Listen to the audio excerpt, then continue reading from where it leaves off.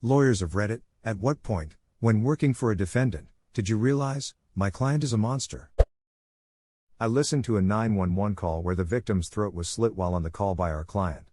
I will never forget her gurgling and sounding like she was dying. Somehow she ultimately lived through this, saying, "He killed me, he killed me."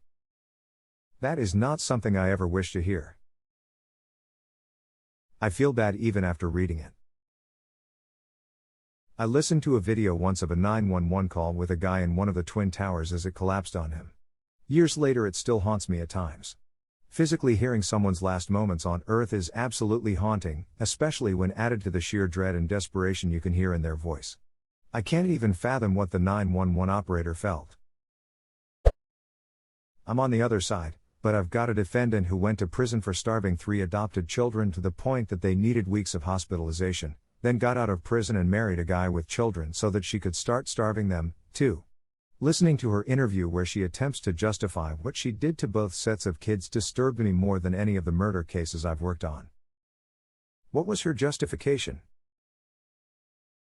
She did nothing wrong, she was just trying to help them be healthy and beautiful. She felt bad for the first set of kids because they needed her, etc. It wasn't my case, but I've seen the pictures. The first set of kids looked like Holocaust survivors. They were 4 to 5 and she had them completely brainwashed to think only she would ever love them. She was just trying to help them be healthy and beautiful. This lady sounds completely nuts. Did she ever get a psyche workup? Wanted to do this for a living. After being accepted to a forensic psych doctoral program, I worked in the field first, just to see. It took one person to completely open my eyes, drop out, and pursue something else. On the flip side, I have seen truly sick people get the necessary mental health treatment and go on to live productive lives. It wasn't hearing or seeing what this person did, it was more of he did a bad crime and cried insanity.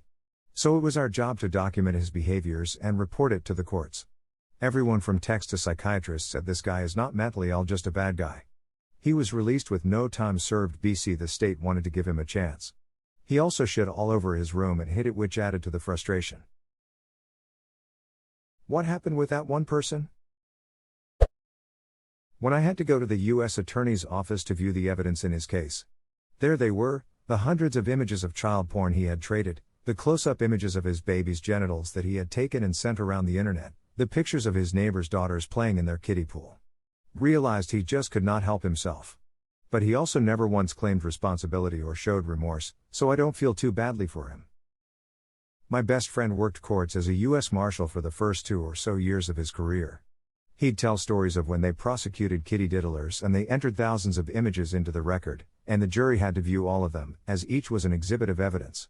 He knew better and didn't look at the monitors, but he told stories of jurors starting to cry, shaking with rage, and even vomiting after seeing too much incredibly awful stuff.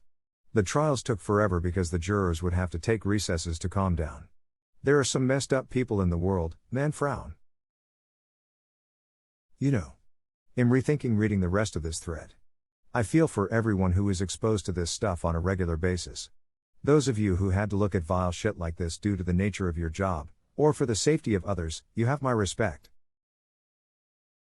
I think Ashton Kutcher spoke out on this, saw some graphic shit. He was visibly shaken when I saw a video of him asking for help reporting these pedophile human traffickers. So ducked up.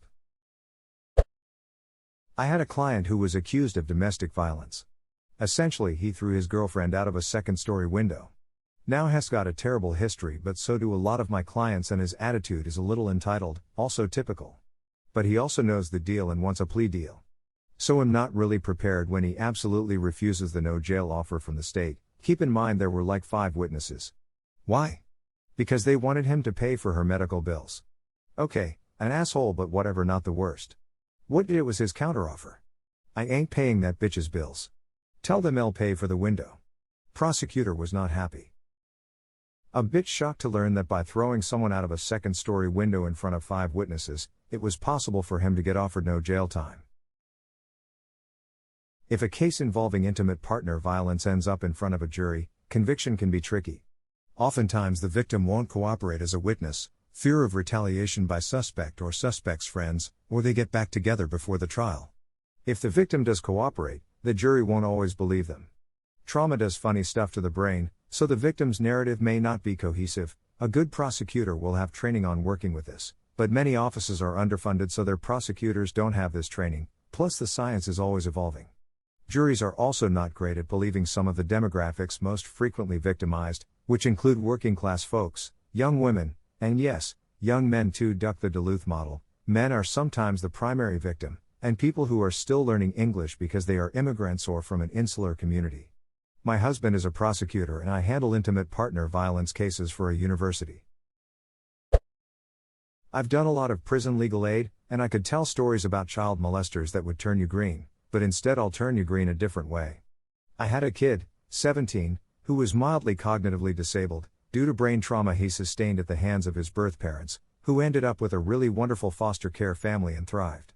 He was a popular kid in school, good athlete, got a girlfriend and invited her to meet up and be teenagers one night in a corn silo, which I guess is a thing that country kids do? I don't know, this all comes from the pre-sentence investigation report I read before taking his case, but this girl met him at the silo and they were hanging out inside. By his account, they were having a nice time and he was really enjoying himself, then for no particular reason, he picked up a 2x4 and bashed her skull in. He then used a combination of very crude farm implements, shovels, hose, to chop her body up and bury it in the corn and went home like nothing had happened. Hey, you asked. Ada, holy shit, I didn't expect to wake up to 11K in karma and 100 replies this morning. I'll try to reply to those I can. And I do appreciate the gesture of giving me Reddit currency, but folks, Reddit has enough money and when the firm needs more, they can go back to their venture capitalists. I would encourage you to make a donation to your local United Way or another reputable charity instead. Sounds like he acted on one of those dark thoughts people randomly get. Edit, thanks for the silver. Woke up to a very packed inbox. Intrusive thoughts are normal guys, just don't actually do them please. And if you obsess over them you might want to see a psych for OCD. Intrusive thoughts. Oh, I can share a good story. I had a teacher in high school who was a former lawyer. We always asked him why he gave up his practice to start teaching. He finally caved and explained that his last case was the defense of 3 people. Apparently there had been a fourth. It was 2 couples, who in the act of a drunken, drugged-out orgy, decided to kill, partially eat, and dismember one of the women. I guess it seemed like a good idea at the time.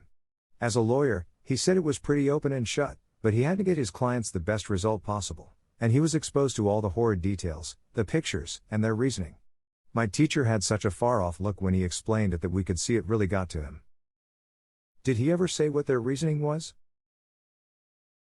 If I recall, he said something about them saying, she wasn't right or along those lines.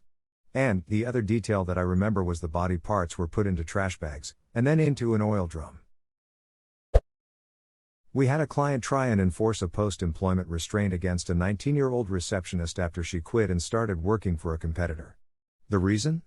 He wanted to make her life hell because she wouldn't sleep with him, a creepy 57-year-old man. Him trying to sleep with her was the reason she quit. Unsurprisingly, he didn't take our advice to discontinue his claim and so we ended up sending him elsewhere. See, this right here shows the one thing many different type of assholes share. They don't know when to ducking stop. He could have been done for sexual harassment and he got away with it. But he had to keep going. Not once thinking he'd done something wrong. The first week I started at my current criminal defense firm, I was tasked with cataloging discovery from our client's phone. The phone had multiple, talking around 4,000, videos, photos, text exchanges with women under 16, though not all of the girls' ages were confirmed. Most, if not all, were under the legal age of consent and many were barely pubescent, naked and being prostituted over 1 year. He would lure these girls in exchange for drugs. Nothing felt totally bizarre until I came across one video where he was clearly forcing himself upon a literal child who was so high on benzodiazepines, not willingly but rather forced, and choking her in the process. When our firm confronted him, he said he was in love with her and that's why he did it. He would also take these girls to hotels and make them have sex with one another while he taped, but nothing beat what I said above. Pretty horrifying stuff for my first week on the job. Holy crap, that is a messed up human being.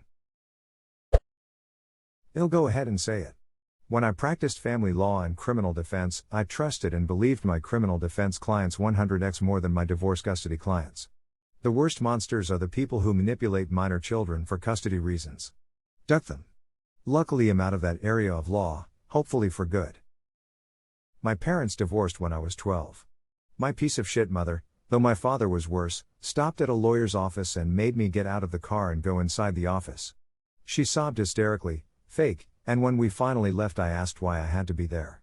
Somehow through her narcissism, possibly because of pride over this, she told me so he can see who he's hurting, me. My alcoholic, abusive, narcissistic asshole of a mother straight up said in different words to my face, I used you as a pawn. Parents people like this.